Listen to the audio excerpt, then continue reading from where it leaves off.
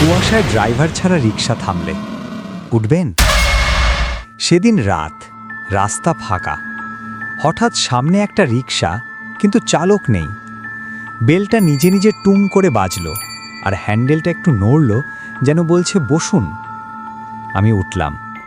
সিটটা উষ্ণ, নতুন বসা কারোর উষ্ণতা। কিন্তু সামনে কেউ নেই। রিক্সা চলল, প্যাডেলের শব্দ নেই, শুধু চেইনের কচকচ আর কুয়াশার ভিতর ফিসফিস। থামলো আমার বাসার সামনে, কিন্তু দরজায় সাদা কাপড়, ভিতরে কান্না। ঘরে ঢুকেই দেখলাম দেওয়ালে আমার ছবি, গলায় মালা। কেউ বলছে ভোরে দাফন। আমি চিৎকার করতে গেলাম, কিন্তু গলা থেকে শব্দ না, শুধু কুয়াশা বেরোলো। পিছনে বেলটা বাজল। ভাড়া, নামটা দাও।